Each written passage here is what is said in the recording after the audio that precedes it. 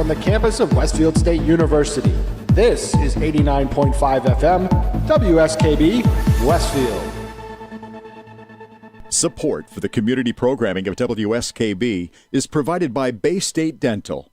Comprehensive dentistry at 14 convenient locations in Springfield, Chicopee, Longmeadow, West Springfield, Belchertown, East Longmeadow, Ludlow, Northampton, Greenfield, and Wilbraham, as well as 29 Broad Street in Westfield. Bay State Dental makes it a priority to help you achieve and maintain the healthy smile you deserve. On the web at baystatedental.com. We thank the generosity of our underwriters. For more information, please contact the Westfield State Foundation at 413-572-8646.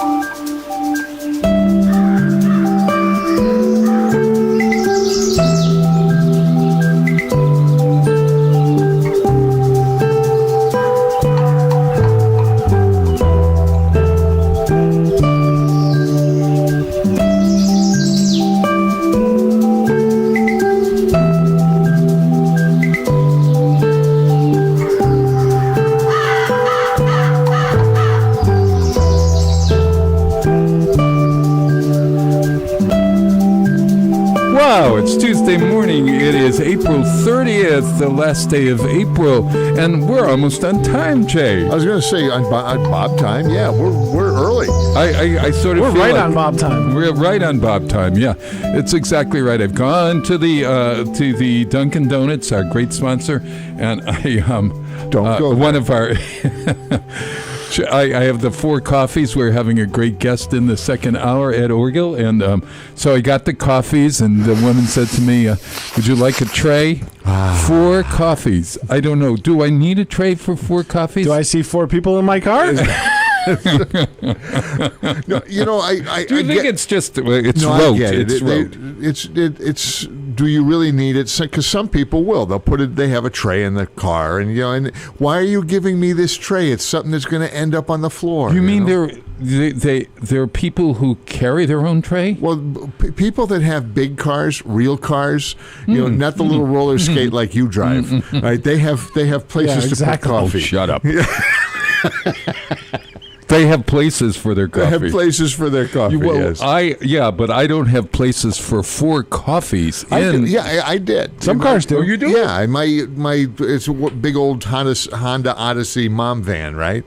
It's got a little pop-out tray in the back. Yeah, it's got pop-out tray. No, they're all in the front. I got 2 in the center tray, and then I can pull out a couple in the dash. Really? Oh, yeah. What are you having, a party in the front seat? All What the is time. that? Every day. Jay has a party in his car. Oh, my God. We're not going there. Hey, Jay Pagluka, trusty, morning. dusty, lusty, musty, crusty sidekick who is well modulated for April 30th. I think I'm going to start kicking you in the side. Yeah. And over at the board is Peter Coles, who regrettably is the last autocrat of the airways. For the last and final time. Praise the Lord, pass the ammunition. If you put it in writing in front of you, it might come out better. It might be helpful. Oh, Start God. needing to write that on your program notes. Oh, listen. Hey, summer is like on top of us. Yeah, At least I tell hope me. so, because the rain maybe will stop. Holy cow. April showers. In Wisconsin, they Mayflowers? had snow this week. I got a picture of from Jeff Yeah, Philman. 6 inches. In Wisconsin, they have snow in July. Yeah, I don't get it. What is that? It's called the Upper Peninsula. Oh my God! They Is don't that u- where they are? Yeah, Is that yeah. they're in Springs they're Ramen is almost Canada? Springs Ramen is almost gone. Springs. Oh, God. That's what we call All right, Bob, I'm forsythia. going to the printer now. Yeah, all right. Okay. So forsythia is out. Yeah. My azalea is blooming. All up and down my street, Yeah, I've tell got me. people with the flowering trees, the flowering cherries and things like this. I've got a couple of the pink flowers. My tree across the street is a big old pink flowering cherry tree, and then there's white flowers. I love that. Oh, me too. Me too. I just wish they lasted longer. They last about a week, and then they all Oh fall. gosh, yeah, and especially with the showers and rain we're having, because then they sort of got droopy a little bit or whatever. I'm worried Droopy? about. I have a Japanese. No, it's a flowering Japanese tree. Maybe could it be a cherry tree? I don't know. What But- color are the flowers, and how big Well, are they're they? pink and they're small, and it's a big tree that sort of goes from it's like it looks like a giant bush, but it's really a tree. Is it like pretty smooth tree branches going up? Or are Yes. they all craggly Yeah, going yeah, everywhere? yeah, Could yeah. be a cherry. Could be a cherry. Gosh, yeah. Well, my problem is that there are flowers all over it, but it doesn't have the full flower effect that it had last year. It's like some branches have decided that they're not going to bloom. Well, it Oh, could what is be, that? it Death? yes, it could be dead branches on it, and you want to trim those out. Now I'm turning into an arborist. An arborist, right? Yeah, yeah. So, and this is what we had to do, because cherry trees, at least mine, Right. are very sensitive. And Yeah. it had a lot of dead branches after the first couple of years. Mm. And someone told me you take and prune all the dead branches out. Otherwise, the tree keeps trying to revive those, and it may die off. Loses all its energy. Yeah. So what you do is you cut off the dead branches, and I could be all wet and all wrong here, but Right. and then the rest of it will come in stronger. So that's what happened the past couple of years. It's come And in you much, did much this, stronger. and it worked. Yeah, it Okay, did. all right. So I'm going to have James go out because I don't do anything outside of my house inside. Give him I a do think- chainsaw and say, "Here, prune this." Yeah. He has one of those Pruning saws. shears. Yeah. He has a saw thing that is like 14 miles. I mean, he can reach saw up and Saw pole. a saw pole that he can reach up and get those trees and stuff. Have you noticed that? Make sure he does it from the ground. You guys don't need any more injuries in your household. Oh my God! No, it's only when we're walking in front of First and Adams Funeral Home. Doesn't matter. They're trying to suck us in. Jim Adams is trying to suck me right in there, and I'm not. why? Why tempt when you fate? go when you need to walk that way, go across the street and walk around. Don't walk by that I sidewalk. think I told you that I went looking for the blood after I fell on my face. God. So, That's but just I couldn't morbid. find it. Yeah, but I found a tree that the roots have grown up. It's over like 6 feet from the walkway, but the roots are right near the walkway. So I have now pinpointed. I thought I knew the tree where I'd fallen, but this one is just a little further on. Those roots, they reach up and they'll grab unsuspecting people. Like, what movie was that? It's the root rat. What's the name of that? There's a movie where the tree grows. Oh, it's on Game of Thrones. No, Game of Thrones. The guy gets all kind of Wizard of Oz. Wizard of Oz had the apple trees. Remember that? Oh, the that's apple right. orchard, and they all talked and they threw apples at the Wizard of Oz characters. Yeah. Game of Thrones had it because one of the characters was inside of the tree until he grew up and became a teenager, and now he's outside of the tree, and they're oh God, did you see Is that like the classic tree hugger? It's a tree. Yeah. Yeah. I'm reading a great book that has trees in it, and I just Thus love it. our discussion on trees. Yeah, really. I'll talk about the book in 2 weeks, but I can't. Well, I'll give you the name. Read this book. It's fabulous. Called In Wilderness by Diane Thomas. I loved that book. I'm loving this book. Okay. I'll talk about it. But I wanted to mention, Game of Thrones. We watched that episode this week. I mean, I've been watching it for years, and of course I watch it, and I can't figure out one person from another, but James can. And but I'm with you, Bob. Yeah. I've watched. I love the show. Oh, yeah. But I can't figure out. Never seen it. I don't have HBO. Yeah. Oh, well, you could get it now. I think you could probably get it eventually on like Netflix or one of those Don't things. really care. Okay. Oh, you got to. It's right up your alley. I mean, it's dragons, and in the air they're flying everywhere. and- Dragons are. Cool. I don't play Yeah. D&D. I know people who do, but I'm not that much of a nerd. Oh, all right. Okay. Well, okay. When So, did that start? Or Yeah. stop? What? Never mind. hey, Peter. So this episode was an entire hour and a half. Basically, maybe about 10 minutes of talking. The rest of it was a battle. It was the battle in the winter at Winterfell. What? And They don't talk during a battle? not in this battle when there are dead people fighting. Well, dead people don't. Yeah, get this. The folks are fighting the White Walkers, I The guess. White Walkers. That character I know. Okay. And they're dead, so you can't kill them. Except when they're you dead. you can kill them with Valerian steel made from Valerians. I'm not exactly sure. And and then they've got the dragons up in the sky, and they're breathing fire down on the people and stuff. It went on for an hour and a half. And I said, and James says to me last night, "Why don't we watch it again?" I said, I watched a battle without speaking for an hour and a half without knowing. That was easy. It was sort of like, oh, that one's down. Oh, that one got killed. Oh, yeah. Oh, okay. That's about it. But the rest of it, I mean, the plot, I don't know. But at any rate, I love It's Game the of Thrones. climax. You have to watch the whole series to know why the battle mattered. How many years out of my life have I watched that? At any rate, but hey, Peter, I have a gift for you today.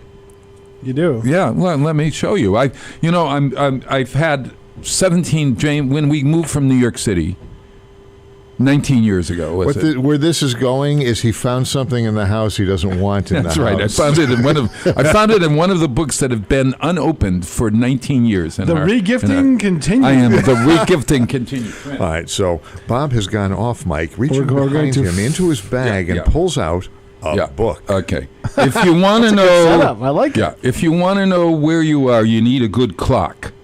I'm glad I said that one right. If you want to know where you are, you need a good clock. So this is called The Untold Story of Getting from Here to There, Time and Navigation. Actually, that looks pretty cool. And it does has, look pretty cool. Look, it has Exploring Mars. It's a picture book. I'm all set. That's what I said. I said, what am I going to do? I give the books away, and I bring them down to Blue Umbrella Books, or I go to the Athenaeum, or I give them to the theater department and all that. I've gotten rid of all 19 boxes. No, I've got 3 or 4 more that are in the car that I have to deliver. But at any rate, so Peter, I'm presenting you this picture book. Why, thank you. It's a coffee table book. Yeah, The Untold Story of Getting from Here to There, Time and Navigation. If you want to know where you are, you need a good clock. It's true. Yeah. Now, was this something that you might enjoy? Actually, yes, I would. Ooh, look. Oh, wait a minute. Look, there's a bonus. You even get your very own Viking. This is, it's a review copy of something called The Portuguese. That's not even it's the book. It's a piece of paper telling you who really owns that This was a review copy of, it's a review copy of another book. It has nothing to do with this, but Thanks, Bob. It's a bonus. You're welcome to use it as a bookmark. Okay. The first satellite navigation system. Do you know when that was? It was probably the radio beacon from the Russian satellite there. Oh, you're thinking Sputnik. Yeah. No, that was wasn't a radio that beacon. wasn't navigation. But it could be used as navigation if you're tracking it. Oh. Here's the inventor of GPS. Do you know what his name was? I thought that was No. Al Gore. He's from the Massachusetts Institute of Technology. Charles Stark Draper played a major role in advancing the art of inertial navigation. Inertial navigation. Yes. What is that? Meaning it takes the that's what your GPS, your phone does.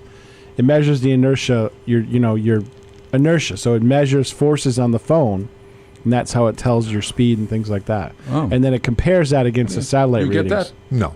I don't understand it. Here's a chapter called Navigation Gone Wrong. That's when I get into a car. It's called Lost. It's lost. Using satellites to fly with Navstar. That was one of the original navigation systems. Oh, see, I knew. I hope you could. Who can navigate? That's the question. Who can navigate? Most Magellan. people can't. Magellan. Most people can't. If GPS shut down tomorrow, most people can't read a map. And you're right. It's the same thing as what do you do when your phone stops working? I lose my contacts. I lose everything. My life. I might as well crawl into a cave. Oh my God, yes. And I forgot to save. I was writing a grant yesterday, and I worked for an hour and a half, 2 hours on this grant for this foundation, and I forgot to save it. It was, you do it online, and so, and then I went on to the other room, and then I came back, and I wanted to read my email or something, so I went off to the other. Oh, and you thing, didn't save the online in the cloud. And I didn't save it in the cloud, so I had to When that happens, I hate when that Can I happens. do this? When that happens, the second time you do it, it's always better. Because you've rehearsed. Well, it's true. But it easier. is annoying. Oh, my goodness! My God, help me, because God. you feel like you've just lost 2 hours. But the way I look at it, because it's happened to everybody. Yeah. The way I look at it is okay. That was just a practice session. So there's no way to. If it were on my hard drive, it would be different. But if it's on somebody else's. It might be out there, but unless you know how to recover it, you're all done. Okay, and so then I finished the grant, and then I submitted it. You submit it online, and you had to submit it by 5 o'clock today. So, nothing's changed You were since early. I was there. Well, I know it. For a student, usually I would be doing it today, but I finished it yesterday. So I submitted, and then they said, oh, my God, I forgot to print it out. So it's now gone, and now it's off the website. It's gone wherever it's gone into the board, and now I don't have a copy of what I wrote. Do you get it? So if It's like what I did at my brother's wedding. yeah, is that what is that? I gave the best man speech. I didn't write it down. I kind of had bullet points in my mind. Yeah. And apparently I said something very eloquent, but when he was replaying his wedding video the years afterwards, he'd always fast forward past my part, so I never knew what I said. I have no idea. To this day, I don't know what I said. That's that funny. Even my mother said, that was very nice. You did a great job. They always say that when you screw up. Yeah. No, because I didn't even, yeah. And incredible. So well, I'm trying to figure out if my life has lost excitement. Okay. I'm finding well, myself... you're sitting here with me at 6 a.m. in the morning. Well, that ought to say something, dude. No, it gets worse. Oh, yeah. On my way over here in the morning, I'm starting to gauge how often I stop at traffic lights from home to here, right? So if I can get from my home to here without actually stopping at a red light... yeah, exactly. You've won. I won. I got all the way to Springfield once doing that. Right. Yeah. Now, early in the morning, you get extra bonus because there's not usually somebody behind you that's, because I can slow down. I see a red light in front of me. I'm going to slow down. I might drive 10 miles an hour for 100 yards. You couldn't do that during the day, but just so I can go through the green light and not have to stop at the red light. I've done that on 202 in Holyoke. Yeah. Now, all Lights that's are timed. saying is, what has happened to my life? Really. You're sitting here at 6 a.m. talking to me. That's what's happened to it. Yeah. Oh, God, get a life, as somebody says. Hey, so spring has sprung. Would you say that? But it's a little damp. It's a little damp. It's going to be a little We damp finally today. have a real spring, and everybody's complaining about it. Yeah. All right. What? We don't complain about the weather? Name one song with spring in the title. Lots of them. Oh, lots of them. Okay, go ahead. Spring is here. Vivaldi Spring. Vivaldi's spring thing. Yeah, that's exactly right. Spring can really hang you up the most. And this one from South Pacific by Rodgers and Hammerstein. Some enchant. No. What are you younger than? You're younger than... I'm going to watch that man. No. Right. Younger than springtime. Younger than springtime are you... And then, gayer than laughter am I. Bloody Mary's. That would be. I know. I get that reference. No big deal. Rodgers and Hammerstein Goes Pop is now on the internet. You can check it out and so they have all these pop artists doing pop versions of Rodgers and Hammerstein songs. And this one from South Pacific is sung by the guy who is the star of Anastasia on Broadway.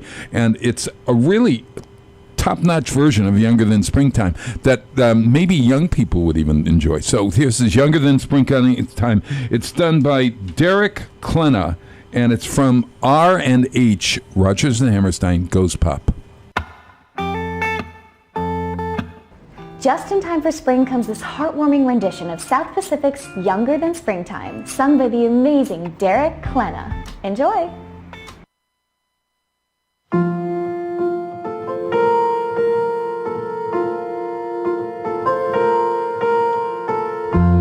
Touch your hand and my arms grow strong, like a pair of birds that burst with song.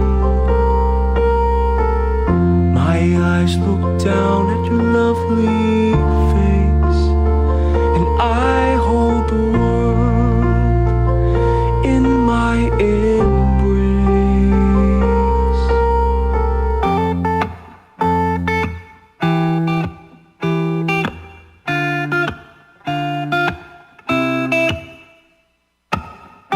Younger than springtime are you, softer than starlight are you, warmer than winds of June are the gentle lips you gave me. Gayer than laughter are you, sweeter than music are you, angel and lover, heaven and earth are you to me. And when your youth and joy invade my arms, and fill my heart as now they do.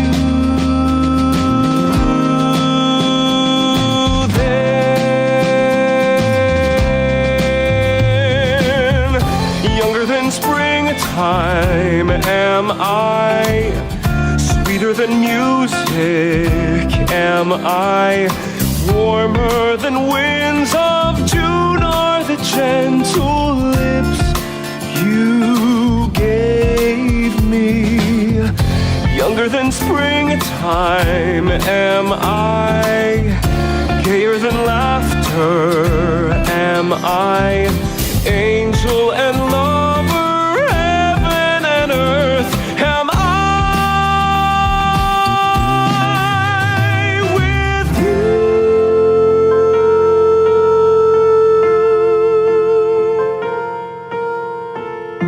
I touch your hand and my arms grow strong.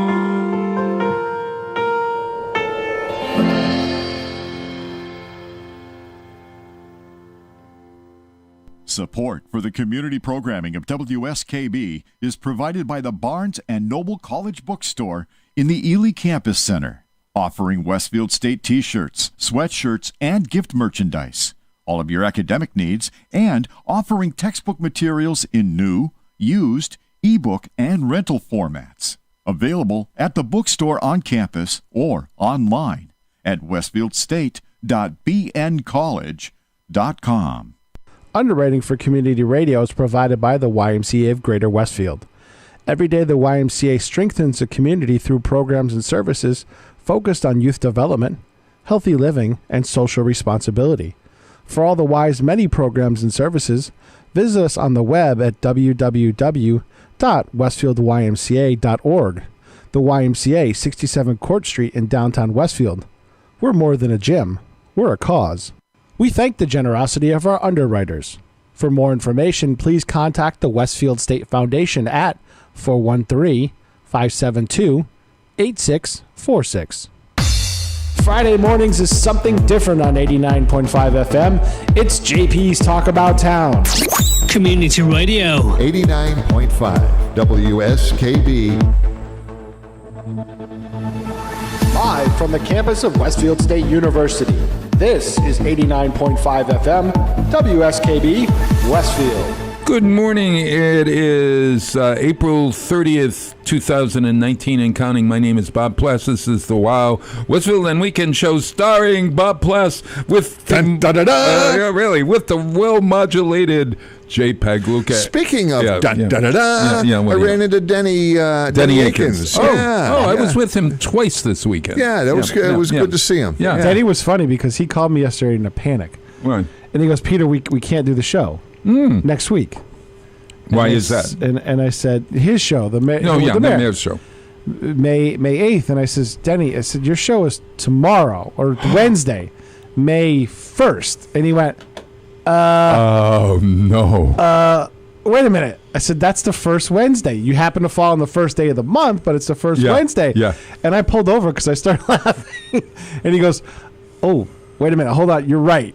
Oh, I got to call the mayor. He says, I'm sorry. He says, I think we both just kind of figured the first Wednesday was next Wednesday. Of course, because this is the fifth, isn't this the fifth Tuesday in April? It is, yeah. Are we doing finding your match? What are you making the list today? No, he's got a guest today. Oh, good. Oh, okay, because Terry Rock is on. He told me I saw him at an event. Where was I that I did? Oh, we went to the Artworks Art Walk on Friday night, even though it was raining like cats and dogs. I saw Harry on Saturday over at the sled hockey tournament. Oh, okay. Well, he was all over the place because then he was at the Art Walks after party at Westfield Land Weekends, which was great fun. And Ed Orgill was playing. He'll tell you about that. But Circuit Coffee has a cart that they bring out now, and so we had a cart from Circuit Coffee, and he was serving shrubs. Do you know what a shrub is? Yeah, it's a small little green thing you grow in front of your house. Speaking of trees. Yeah. All right, Captain Obvious. Yeah. I want to get one of those outfits. I'm not skinny Captain enough to be Obvious. the guy, but Captain Obvious, I love that. That whole Well, that's the 4th character. of July. You'd fit right in. Yeah. Oh, yeah. Oh, good, yeah. So a shrub is carbonated water, okay, with a shot of something that they make from apple cider vinegar. And, I know, it sounds dreadful. And with honey or blueberry or... So that cuts the acid. yeah. So I had, let me see what I had. I think I had a red raspberry with lemon. Do they serve it in a tin cup? No, no, yeah. Oh, that would be nice. Yeah. in a regular plastic cup. Yeah. But the flavors were really interesting. Pineapple habanero, made with apple cider vinegar. Now, I bought Harry one of these things, and at the event, and he was a little reticent until he tasted it. Nothing like apple cider vinegar. And I said he hadn't heard the great effects that apple cider vinegar has. I mean, apple cider vinegar is the cure-all for everything. You can wash your hair with it. You can correct your digestion. You can live longer. You've never heard of this? Apple cider vinegar? You can absolutely help yourself with the GERD, the dreaded GERD, and all of that. I have a friend who takes a spoonful of it every night. Have you ever tasted apple cider vinegar? No. Hey, Jay, there's trouble in River City. So at any rate, Circuit Coffee had that great thing. So you got to try that down there. It's So a shrubbery. yeah, and then he was serving. Perhaps the Knights of Neat would That's, like that's that. exactly right. Then this was the other thing that he had. Now explain this thing. Coffee, and I saw the ads on television for it. Coffee, cold brew coffee. Yes. What is that? Cold brewed. Apparently, it's not as bitter as hot brewed coffee. Yeah, but do you need to start with hot water in order to get to cold brew? No, I think you can do a cold brew with a press. They do it downstairs. Donkeys does that. Oh, really? Yeah. Oh, I had never. I mean, I've featured it. I've thought of I it. think it takes longer. It's something that it's not like. Is it the kind of the different bean process. than it is? Yeah. No, I think it's just a different process. No. Yeah. Oh, okay. Yeah. All righty. Well, at any rate, hats off to Artworks and to Westfield on Weekends for a nice evening on Friday. And this is the Artworks Articulture Weekend. The reception is Friday night, and Saturday is the thing happening at the Church of the Atonement. Church of the Atonement. Yeah. Are you doing the sound for that? No, I can't because I'm up to here with stuff. We'll talk about that later. This is going to be a wonderful summer for the arts in general here in Westfield. Oh, it sure is. And really, hats off to Artworks for putting together an awful lot of this. There's new collaborations between Artworks and Westfield on weekends. You're right. There's more coming up that we want to continue this, and I watch out for what's going to happen. I think it's going to be huge. I think it's going to be big. There are more people coming into the arts scene here in Westfield. It's going to be a wonderful, wonderful year. Yeah, I have no doubt. And more people are coming out of the woodwork and saying, "Hey, I'm an artist," or we've actually got a grant going that we got from the Mass Cultural Council, Westfield on Weekends, for more utility boxes to be painted by local artists. That's correct. There's going to be a couple more done on the 350 weekend. Oh, that's right. So you can watch folks. So if you're wandering around downtown during the day on Saturday, and it's going to be kind of a come on downtown and check things out. You're going to see some people painting the utility boxes, and people are saying, "Well, utility? What the heck are you talking about?" Well, you know the big green boxes at the side of the road. It's basically full of. What is in there anyway? It's full of electronics that make the streetlights work, basically. But I've never seen anyone at it. I mean, even the Westfield Gas and Electric. No. They're inside. There's a little guy in there that flips the switches, and that's what. You ever wonder why he lives in there? Yeah. You ever wonder why you're sitting at the light so long? It's because the guy in the box knows it's you at the traffic light, and he's going, "I'm going to wait him. I'm going to make him wait longer." That's right. Yes. It's a troll. It's a troll in a box. Little. Candid Camera did that one year. And they had I love Candid Camera. That was they had a a good show. voice box inside of the letter carrier thing. What do you call that? I remember that. The mailbox. I do remember Mailbox, that. the talking mailbox. What are you doing? And people were talking like it was normal that there was somebody inside of the mailbox. I don't know. Hey, 6:34 in the morning. Hey, let me tell you that. Do you like Pink as a singer? I do. No, my favorite color's blue. Yeah. Where did she's an English woman, right? No, she's American. Oh, is she an American? Yes. And is she a circus performer first and then a singer? No. Why do I think that she is a circus Because during performer? her act, she had just flips, and they have a trapeze. And, She did a whole big show. Part of her show was really but she's not. No, she's She's not a acrobatic, circus yeah. performer. circus. No. Oh, all right. Well, anyway, she's got an I think album. she was an accomplished dancer. Yeah. Well, she's got a new album out today, or this week. She's And dropping an album. Yep. And it's called Hertz 28 Human. Hertz 28 Human. And Hertz is not Hertz Rent-A-Car. It's Hurts. She's had a tough go 28 with Human. An ex-husband and kids and stuff like that. A lot of her songs have come from her own experience. pain. Well, this one is called Walk Me Honey, and it's from Pink's new CD. Let's listen to Pink, the former circus performer turned artist. No, that's not true. Bye.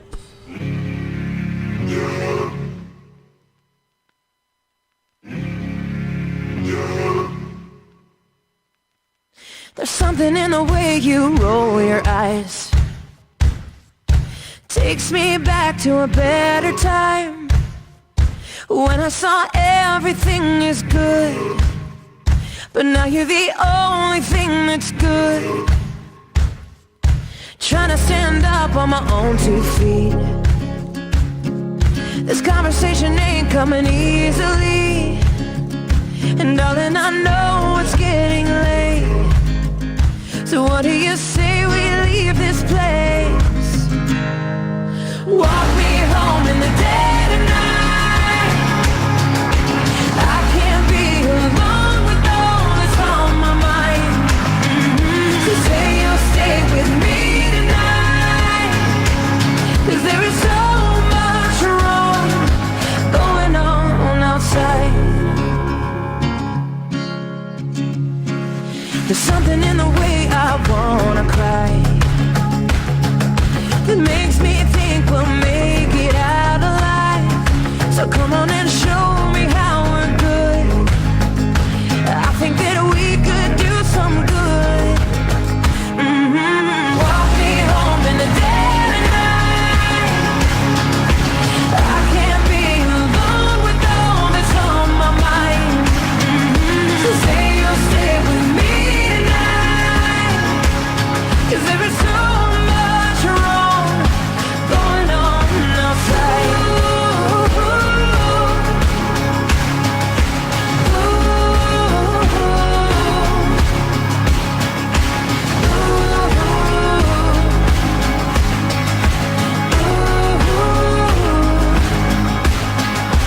Walk me home in the dead of night, 'cause I can't be alone with all that's on my mind. Say you'll stay with me tonight, 'cause there's so much wrong going on. Walk me home in the dead of night. I can't be alone with all that's on my mind. So say you'll stay with me tonight, 'cause there is so much wrong. There is so much wrong. There is so much wrong going on outside. Support for the community programming of WSKB is provided by Westfield Bank. For more than 160 years, Westfield Bank has been an important community presence and commercial leader in the Pioneer Valley. With convenient full banking services in Westfield, West Springfield, East Longmeadow, Agawam, Feeding Hills, Springfield, Southwick, as well as Enfield and Granby, Connecticut, visit us on the web at westfieldbank.org. We thank the generosity of our underwriters. For more information, please contact the Westfield State Foundation at 413-572-8646. Friday mornings is something different on 89.5 FM. It's JP's Talk About Town. Community Radio. 89.5 WSKB. Live from the campus of Westfield State University, this is 89.5 FM, WSKB, Westfield. Wow, it's Tuesday morning. and you made the class read a book. April 30th. We were talking about reading or something on books, and Jay asked me if I had to write or gave my kids when I was a teacher book reports. Of course I did. Yeah, everybody had a book. Well, I don't. Do they still do book reports when in elementary school? I mean, that was. I did book reports right through high school. Summer reading, and you had to do book reports. I hated book reports. Well, you could do a book report without even reading the book. Everybody's a critic. Yeah, you know. I mean, let's face it. I might have. I read the back cover, and there's the synopsis. Right. I mean, and you just say it was a really wonderful book, and I learned an awful lot about electricity. I actually read the book, and it was written on a dark and stormy read it. night. Oh yeah. Yeah. We were nostalgic the other night. We were talking about the books that we were forced to read during the summer. I don't know, in high school. Yeah, summer reading. We did it. I remember that. Reading. But you know what that did to my daughter, and at least my daughter, it fell in love with that whole program because it gave her an excuse to ask to go to the library. We'd bring her to the library, and she loved exploring the library. Yeah. You know, the kid. We have a great kids section here at the Athenaeum. It's great. Oh, it's terrific. You know, and I didn't realize and didn't appreciate it until she brought me in and said, "Dad, look at this. That was the coolest stuff." Well, I had to read books for Holy Cross in my first year. Before I got there, they gave us a reading assignment, reading list, and I can tell you some of those books. The late George Apley, The Lonely Crowd, it was called. It was a book about America and how we were disconnected. And the Lord of the Flies and all that Lord of the Flies, I remember. Lord of the Flies, where the kids are like animals and they're stuck in a jungle. And is that right? Does that ring a bell to you? Lord of the Flies, yeah. Lord of the Flies. That they're young boys and they're all in a jungle and they have to survive. They get stranded for some reason. Yeah, and then they become like a microcosm of society, and one of them gets killed. It's really a dreadful book. It's a sad book. And it's dreadful. It's not dreadful. It's not dreadful. Not at all. Not. I was forced to read it in the summertime. That's why it was dreadful. Yeah. But I was confessing to you, Jay, that as a teacher, I signed a book once. It was that book about I don't recall being in a confessional, but okay. Okay. It was a book about the Himalayan hockey team or something that went down in a plane crash. Does this sound familiar? That wasn't they were flying over the Himalayas and they went to the end. Or was it the Andes? Yes, it was a soccer team. That's it. There was a book on that, and there was also a movie on it too. I can't remember the name of it. Okay. Well, I assigned my class to read it, and it came time for the test day, and I couldn't get through it, so I gave them a test without even reading the book. And you say, how did I know whether they had the right answers or not? Everybody got an A. No. It's now time for Bob Plass Confidential. Confidential. Yeah. Bless me, Father, for I have sinned, and please don't take my teaching license away from this. This was back in 1968 or 9 or what? Statute of limitations. You're good. But the thing was, I remembered that book report that I wrote when I didn't read the book, so I did the same thing. I sort of leafed through it, and I found a paragraph or a sentence, or I read something, and I make up these things, and then I go to that paragraph, and if the kid got it right, I gave it to him and stuff. So we never discussed the book in class. What was the sentence that came after this paragraph? There you go. Was it an open book test, Bob? No. Hey, I never even thought of that. I could have done an open book, but then I would have had to read it. I needed to have the right answers and stuff. Now you can. Teachers have it made. I'll have to ask Ed Orgo, but you can go online now, I think, and get tests already made up for the texts from which you teach. And so you don't have to make up study the tests guides and things study. Like that. All of that is right there for the teacher to use, so he can spend or she can So it's a teacher's Cliff Notes. Basically. Oh yeah. And the teacher's Cliff Notes books are better. If you're ever in a store and they have a teacher's Cliff Note book, I mean, it's better the than the text student with Cliff Notes. more information. It is filled with great stuff. I mean, I don't like to throw out the textbooks. Oh, that was the other thing as a teacher. I wonder if they still do this.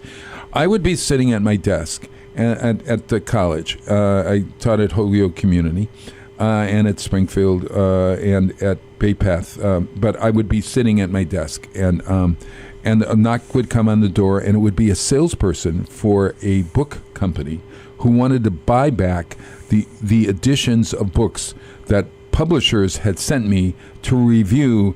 See, publishers would send you a book like if I was in social work, they'd send me these introduction to social work books. And because they want me to have my class use it, and therefore they get 40 kids or whatever the number of kids in the class. So you can always send away for a copy to review, a review copy. So they knock on the door and they ask, do you have any review copies you want to sell? And then you sell the review copies for $15, $20. That wouldn't be a salesman, that would be a buyer. And a buyer, and then he sells the books for like $6 or $7. Then he would be a dual role. No, higher than that, because he would pay me $15. He's a salesman. He's got to make money. Yeah, it's got to be more than that. But and I don't know if they've outlawed that now. It was very common practice. You see there's a van on the corner of right after finals. The last couple of days they park right out on Western Avenue. Here. Yeah, and they have a sign on the thing saying buying books. And then they sell them to the students from next year. And the students sometimes go. No, they sell them all over the country then. Yeah. Or online or whatever. Yeah. And students sell their books as well. But they don't keep them anymore. Yeah, they don't do it. They don't keep them anymore. Yeah, I know. A lot of companies have gone to electronic copies. They just have them on their tablet. I know. It's cheaper, and it's actually a good teaching practice because, for instance, you can. You go to an online source, and if there's a word that you don't know, or if you want to find out more information on this, you can go there. And so it's like a journey for a student to be able to study something, and you want them to read this, but it also refers them to this and to this and to this.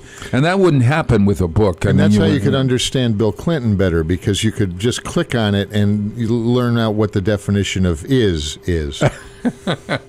Or was, or let's see, or collusion, or perhaps. Yeah, you notice our current president has bigger words than Clinton. Want to learn? Clinton only wanted you to understand what was. Yeah. And now we've got to understand collusion. Oh no, but it's not. There's no collusion, so we don't have to worry about what's the other. No obstruction of justice. No obstruction of justice. Oh, Peter's just looking at me with that silly smirk. All right, good. All I can say is, it's another day in Paradise. Tombstone, Arizona. Arizona. Hey, Biden got in the race. Now, what do you think on that one, my friend? My Republican friend? God. Please send him out there. Actually, the field is so big right now, I just laugh. I hope that somebody... I honestly hope that somebody actually decides to govern for once, any of them. Please, somebody do their job. Even on the Republican side. Yes. Yeah, there you go. Both I like that. We both agree here. Somebody govern, please. Oh, that's exactly it. I'm talking to Congress. I'm talking to the president. Anybody elected, please govern. Thank you. This is what we elected you to do.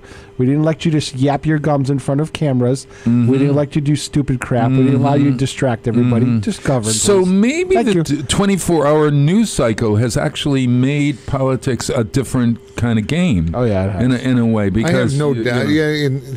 People just like to flat their gums. I avoid political discussions, as most listeners and certainly the people in the studio here know. Now, but Peter and I go, we lunge across the board at each other. I do tend to fan that flame. That's kind of fun, yeah. So, but the news today, I saw a great piece on the differences between the news today and the news of the 60s. Now, think about that. You know, and those of us that lived through the 60s and Walter Cronkite, I mean, that... At first, it was 15 minutes of news a day, and then it became 30 minutes Walter of news Cronkite was the guy that broke that rule. He says, well, we can do 30 minutes, and the network is like, how do we do that? Now, think about that. How did it go to 24 hours?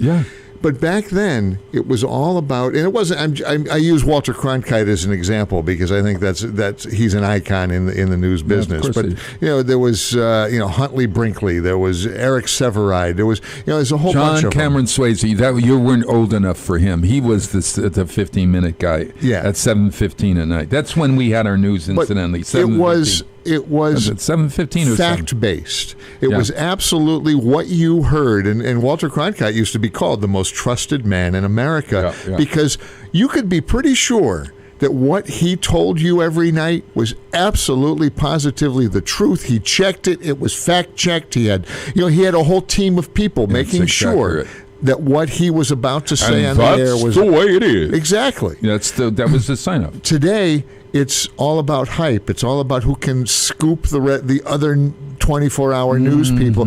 Well, we think that's right. And that's kind of as close as you get now. It's close enough. It's not fact-based. It's not neutral. This is one of the reasons why my friends watch it sounds crazy, but Al Jazeera. Al Jazeera was founded after the Iranian War or the war in Iraq, and Al Jazeera was an Iranian or somebody help me here. But it then they were fact checked and they were found to be a little crooked too. Were they? I know. Crooked isn't the right word. Crooked isn't the right word. Biased. Skewed. Yeah, skewed or biased. Because you think about it. Every human is skewed. Everybody has their preconceived notions. Well, we all have our perspectives. We look at the news, or at least used to, as here's how I can get an unbiased opinion. Here's how I can get... That's how it used to be. Until the entertainment divisions took over the news divisions. Right. In fact, that was a big deal back in the 60s. Cronkite used to argue with the networks all the time because they would say, "No, you can't say that. That'll piss off a sponsor." He didn't care. No. He says, "This is the fact. If our sponsors are involved in that, that's their decision whether they want to be or not." Right. And so he was not giving commentary on what he was saying. That's what you're saying. No, but that was clearly defined. Commentary was clearly defined. Commentary was clearly defined, yeah. Now it's all commentary. It's all commentary. Most of the things that purport themselves as news is commentary. Think of all the different. Think of all the 24-hour news networks, and you now know everybody. When you say CNN, even headline news, could sustain news. That is skewed towards the left. MSNBC is skewed toward the left. No, they're Fox far is left. Skewed, far left. Fox is to the right. Far right. CNN is sort of to the left, but really trying. I look at it an independent list. If I want to actually know what's going on in the world, I watch the BBC World News. Yeah, and I wonder about that's probably the closest. They're the only real news organization left. I would tend to agree with you. I love NPR in the States, National Public Radio. Yeah. You tend to get more fact-based stuff, but they'll sprinkle it with a lot of commentary. Yeah, they have their spin. They do have their spin. Hey, everybody! It's 6:52 in the morning. Hey, we had actually a decent discussion, didn't we? About politics. Bob. Oh, I know we always do. We are the model of across the aisle. We are the modern of a modern major general. Modern, yeah. Hey, this guy, this guy is making a fortune. His name is Lil Nas X, or is it Little Nas 10? And the Roman numeral X. All right, Little Nas X was online, and he is a country rapper. I'm not talking. Is that an oxymoron? Yeah, no, country western, not country western. But this song is with Billy Ray Cyrus. It's right at the top of the charts, and it's called Old Town Road, and it's a fusion of hip hop and country. get this. If you haven't heard it, I think you're going to like this. It's Old Town Road, and finally Billy Ray Cyrus has a new hit.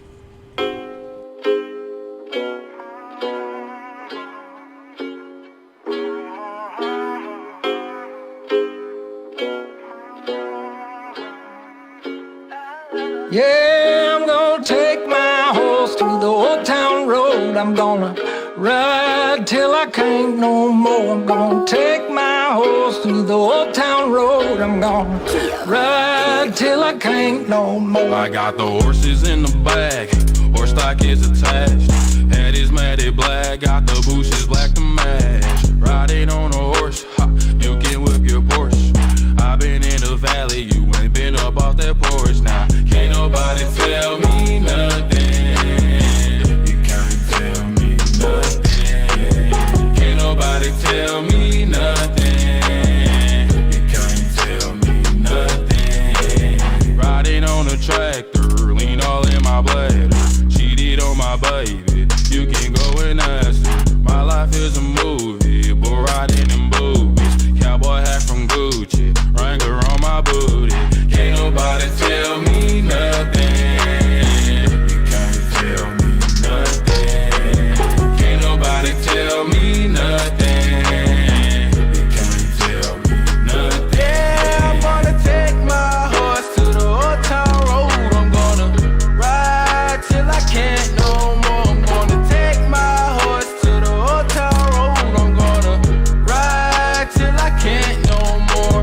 Hat down, cross town, living like a rock star. Spend a lot of money on my brand new guitar. Baby's got a habit, diamond rings and Fendi sports bras. Riding down Rodeo in my Maserati sports car. Got no stress, I've been through all that. I'm like a Marlboro man, so I keep going back. Wish I could roll on back to that old town road. I wanna ride till I can't no more. Yeah, I'm gonna take my horse to the old town road. I'm gonna ride till I can't no more. I'm gonna take my horse to the old town road. I'm gonna ride till I can't no more.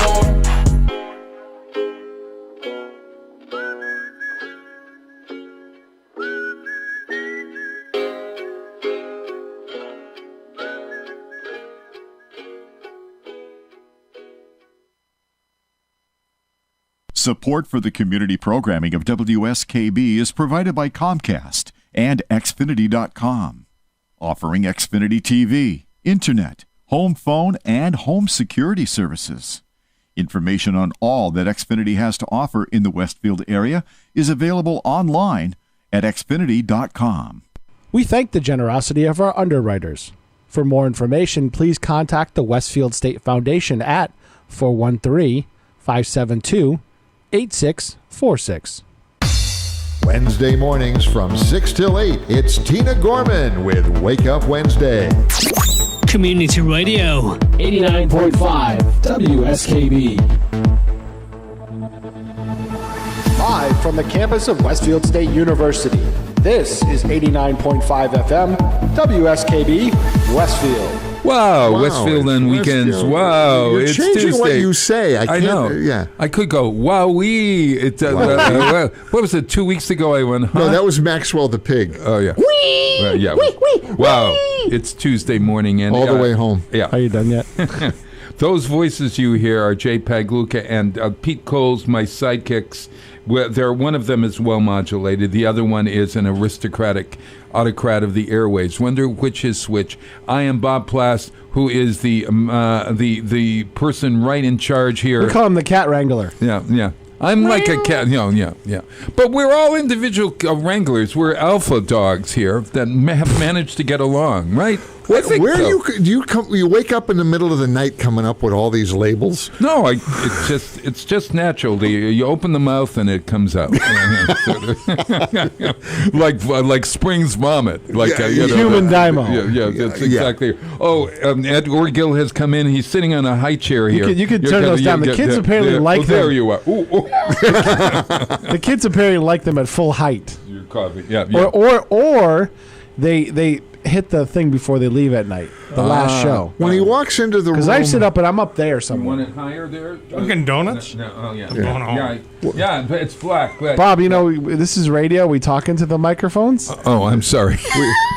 I hear Bob talking over here, talking to the guy. Hey, how you doing? yeah. when the teacher walks into the room, do we hear, "Good morning, Dr. Orgill"? Good morning, Professor might want to use Orgill. those. Yes, Dr. Orgill. Yeah, No, yeah. Those are kind of dead. Somehow they've dug those out. Sometimes somewhere. We're you'd be talking about- surprised, these students often don't even remember your name.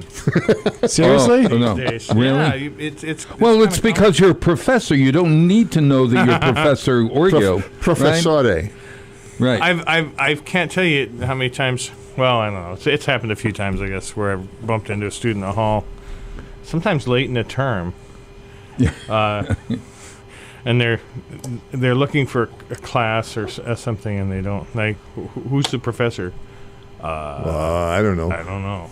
Yeah. It's sad that they don't even take the time to know that. Yeah. It's sad. Well, no. Yes, it is. It's sad. That How many information's times? not on your phone. How See, many I times? remember, I remember all my teachers. I truly do. Through elementary school, junior high, high school, I remember all my teachers. Now, the mistake I made years later, I found out, was I thought they all remembered me. So apparently, I wasn't that memorable. Oh my God! Yeah, I know the nuns all remembered my father. Yeah. How do I guess I do have to remember where I am. Yeah.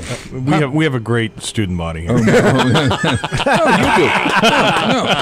No. It's true. We have there are a lot of great kids here. Well, whether they remember your name or not, but I really believe, like, for instance, do you remember everybody's name in your class? No. I mean, no. I don't. I try to, though. Yeah, no, I That's the make that trombone. attempt. That's the sax. That's the. One of the things I sometimes say to them in jest at the beginning of the term is, because I hold discussion-based classes, and I say, if I know who you are by the end of the term, you're probably going to do pretty well.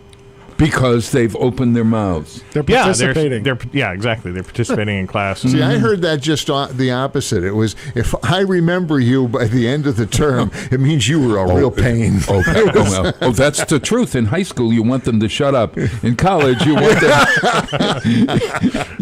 them to listen. You want them to participate. Do you have to shut folks out? I mean, I would, when I was teaching as a professor at Holyoke. So you know what I'm talking about. Oh yeah, and there would be you want that discussion, but then there's always somebody who is really a smart kid, and they want to participate, and they always have the answer. And if you go to them, you're going to get the answer, so that the discussion would be shut down immediately. You mean you want somebody? You want this discussion of discovery rather than give me the answer right away. Do you know what I'm saying here, Dan? Absolutely. Hand gestures are very useful in that situation. I wanted to sit next to the smart kid so I could kick him and say, "Go ahead, give the answer so I don't have to." Yeah. Or there's the kids that don't ever have the right answer, and you have to spin it. Yeah, you have to spin it to get them to continue to respond, because you want them to feel successful. Yeah, no, it's exactly right. You never ever want to say that's a wrong answer. Excellent point. Excellent point is a good way. But you're not actually saying somebody's correct. Yeah, gee, and up until now, I was feeling pretty good about myself. Excellent point. It's not right or not. It's not wrong or not. But it's excellent. You thought, yeah.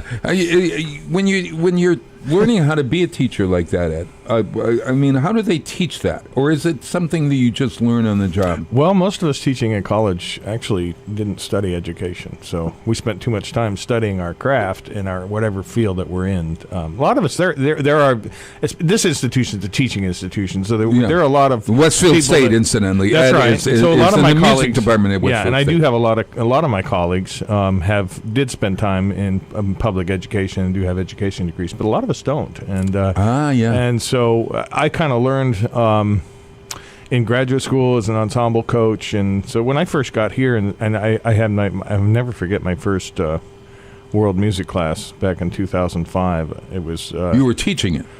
Yeah, it was the first time I'd ever had, because I'd had a fair amount of experience teaching ensembles, directing ensembles, just basically listening to ensembles and offering suggestions for improvement, and working with students musically and directing phrases and that kind of stuff. But classroom experience is completely different, and I kind of got thrown to the wolves, as you do. And it was a very interesting experience. My first day here at Westfield, it was a warm, very warm September day. It was a dark and stormy. and the CD player wouldn't work. No, and it was. And you were stumbling all over the place. Yeah, and I'm a chunky guy, and I sweat. And when I get nervous, and it's hot, and this was Bates Hall, no AC. Oh, middle of the afternoon. Oh my God. 90 plus degrees outside, humidity off the charts. And this, I grew up in Spokane, Washington. There's no humidity out there. And you ended up in New England because never mind. Well, I came out here to teach, but I could. My chest was spattering with perspiration by the end of the day. It was not a pretty sight at all. Well, you know what happened to me. This is here we're giving out the truth about universities. That you get a good degree, you get a master's or a doctorate. Now you can teach first 2 years with a master's degree at a university, but you really need to have a doctorate in and be doing research in some institutions, or just a doctorate in other institutions. What Westfield State are you required to be doing research at all, or journal it's writing? It's encouraged, but since we're a teaching institution, our teaching load is twice that as the professors up at UMass. I see. So we're encouraged to do research, and most of us do. Actually, all of us do. Sure. You go off and you do your research. Yeah. And we have some support from the institution for that, but. It's a struggle here because our teaching load is so high that we're grading papers. Sure, of course. Well, I'm teaching. I taught psychology because I was a social worker. So they hired me to teach at Bay Path, and so I was teaching psychology at Bay Path because I knew a lot about psychology. I was a psychotherapist. So, and I had a master's degree, and that was the for the first year. So I was teaching we never freshmen. knew about the therapist side. The psycho part, we kind the of psycho. The therapy. Yeah. So I said, I'm going to see if I could work at Holyoke Community. I eventually ended up getting on tenure there, but was I just about to get tenure when I was hired by Westfield State. But at any rate, so let me tell you what. So they called me in and they said, Bob, we'd like you to teach Introduction to Sociology. Now, this sounds stupid, but I said, and I said, sociology, I'm not exactly sure what that is. And they said, you could do it. You've got a master's in social work. You can do it. Why? I didn't know what sociology was. So I said, let me think about it. So then I went to Barnes & Noble up at the mall, and I bought the Dummy's Guide to Sociology, and I read through it. And Son of a gun! I do know this. I know all of this. I know about groups. I didn't know it was called sociology. So they hired me, and that first day of class, I went in, and I kept thinking, "Oh my God, somebody's going to ask me a question I don't know or whatever."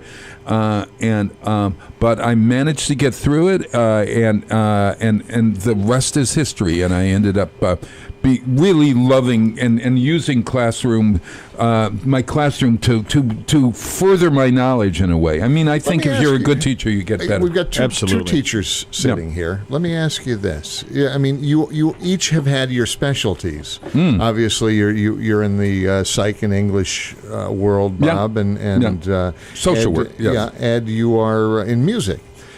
Once you learn to teach, can you teach anything? Can you teach any subject, even if you might not be an expert in that subject? Oh, no, I'd have a lot of trouble with calculus. Yeah, exactly. Oh, yeah. No, I'm not. It would be, but I could teach. I've taught courses about some mythology. I had no idea. I would read the text the night before, and I would then do my own research on it, and then come in and teach it. Yeah, I think if it's in sort of a if it's in your wheelhouse, so to speak, Like I could teach just about any subject related to music to students. If granted, I had enough prep time. But if you were asked to teach an English literature course, and you read the book, and you had a reading list, and you said, okay, it's a novel. Let's call it. There's novels. You read the novel, and then you'd be able to teach that because you know how to spark a conversation, spark a discussion. Yeah, but I wouldn't accept a job like that. I wouldn't accept it. English well, not teaching saying that job. just accept the job, but just all right. Today, pinch, I need you to maybe do I would. this. Like a substitute My wife would be teacher much kind of better thing. Yeah. Is there some subject you'd like to teach that you've never taught? What would be that? Oh gosh, I've never thought about that. There's a lot of subjects I horticulture. Like to learn. I don't know, car maintenance. I can walk by a flower bed. So does this mean I get expertise in the field along with the? So this is like no holds barred here. Yeah, aviation then. Aviation. Yeah. All right. We've got a good school right here in town. Have you ever flown a plane? No. I've flown in planes, and I'm like a little kid. I don't want the aisle seat. I want the window. Yeah, exactly. I like to sit in the seat and look and try to figure out when I can actually see a person when we land. We need to introduce them to Galen first Wilson. point, it looks like I can see a person walking. Oh, okay. We need to introduce you to Galen Wilson then. Hey, I once taught a course. I designed a course all around anxiety because I was an anxious person, and I thought, I'm gonna because I'm a therapist, because I know anxiety, it's gonna be a really good thing. It's almost like when you teach substance abuse, everybody thinks that you're a substance abuser when you think, they look authority at you, on the subject. An authority on the subject, and James always would say that, I'm his guest lecturer. I come in on a different drug every week, and they have to guess what drug I'm on. But at any rate, no, I'm challenged that way. Like for instance, I taught a course on AIDS, and I knew that I could do it. I knew the ramifications of HIV. I didn't know anything about medical stuff, but I thought, I can design a course around. And then we have these learning communities. You ever done a learning community? Al? You know what that is? You know what it is. I'm not exactly sure, but I it's do. A fusion of courses, like an English course. Right, okay. We could do this. We could write. I could teach an English. We could do a course where I teach about a novel based on a musician, and you teach the stuff in the novel that has to do with music. I mean, like I don't know. Or we could do the biographies of jazz folks or something. And that's true. And I could take it from a writer's perspective, and you could take it from a musician's perspective. That's right. That's why we're here, everyone. Bob just developed a new course for the fall. Yeah, they're not going to have it. It's a good thing the mics are suspended here. We can't drop one. That's it. Drop the mic. Yeah, I wouldn't want it. It's a $400 mic. Exactly. I don't think I have that in my pocket. Hey, our guest is Ed Orgill. He is the a professor of music in the music department. We are here specifically to talk music and to advertise a free event that is happening tonight, and then there's a couple more in the future. But to what's happening tonight, my friend? The Westfield State University Jazz Big Band featuring Chi-Chi Santucci. It's performing at the Dower Center for the Performing and Fine Arts at Westfield State University. It's 7:30 p.m. in the recital hall in that building, room 127. And you are the, what's your role? I'm the director of the Westfield State University Jazz Big Band. Wow. And you are as we learned last week, he's a saxophonist. Is that how you say it? That's one way you can say it, yes. Well, yeah, but which do you say? I play sax. No, come on. I also play flute and clarinet. I call myself a woodwind player. And, okay. So then are you a flautist? Is that an incorrect way to say flutist? My colleague Elaine Soloio is a flautist, and if you ever get a chance to hear her, you should. Oh, I know. She's Elaine. fantastic. Yeah. Oh, yeah. But I do play flute, and I play clarinet, and usually only when I'm getting paid. If you play in shows like in Broadway style shows and you play in a pit orchestra and you're a woodwind player, you have to double. And so I found that out quickly after high school and my first few years of college. I realized I needed to learn to play flute and clarinet if I wanted to actually be a professional woodwind player. Sure. Would I have that problem with the accordion? I'd have to learn how to play something else. Well, actually, I know somebody who's. I know one of the greatest jazz accordionists out there. His name is Gary Versace, and he doubles on piano and organ, but he also plays accordion. Oh, it's amazing. Yeah, I play the piano like an organ. I actually, because I have I took a couple of lessons, but I do this papa on the bottom. That's all I know is that papa on my bass hand, and so I can get the melody over here. But the writing of composition for accordions is different than the writing for pianos. So you don't know. I can't read the left hand on a piano score. Why they did this for us is incredible, but the bass clef of an accordion, you're playing the accordion, is written differently. So I can only play the right hand on a piano. So is that what the buttons are? Yes. So the buttons. I don't really know. A keyboard, Yeah. The buttons are the keyboard. And are they laid out like the keyboard? Yes. You have to know where to press those buttons in order to get the C or the D or the D minor. Now we want to go out and get an accordion and have him show us. Yeah. Do we wait? No. Do we? So really you play chords with the buttons? Yes, you do. You can play 2 or 3 chords or stuff, or you can you move them and whatever. It's been a long while, and of course you're pumping the bellows. Yeah. While it's going on, and then you're going up and down on a so you're going sideways with your left hand, and you're going vertically with your right hand. And I can pat my stomach, and then I sing as well when I. Never mind. 7:14 in the morning. So tonight it's 7:30. That's right. At Dever Stage? No, Dower Center. The Dower Center. Dower Center. It's not the Dever and Peninsula. It's very interesting. We have 2 performance sites on campus that we do music. One is the Dower Center, right, and one's Dever Stage. Dever Stage. So the Dower Center is the old Juniper Park School for Westfield folks. That's right. It's at 7:30. We're going to talk about this great band and the other great musical stuff. But hey, I thought I'd play a saxophonist.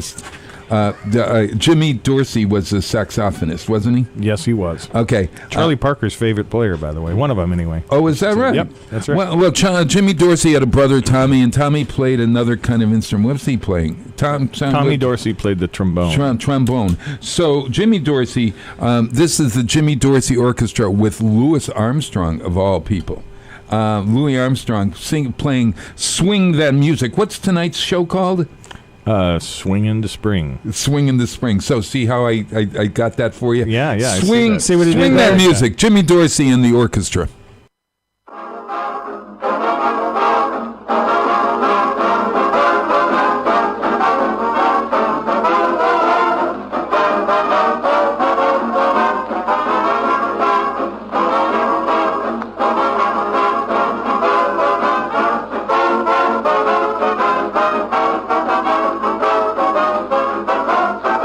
Gets a chill, I feel such a thrill. My feet won't keep still when they swing that music. Rhythm like that puts me in a trance. You can't blame me for wanting to dance. From what I understand, it's simply grand to play in a band when they swing that music. I'm so happy as can be when they swing that music for me.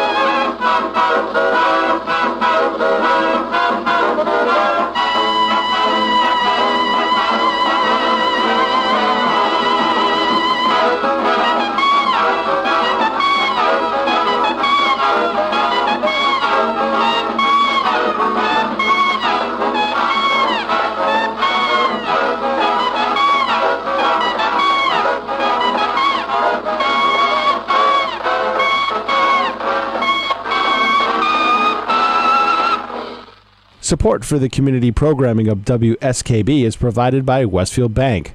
For more than 160 years, Westfield Bank has been an important community presence and commercial leader in the Pioneer Valley.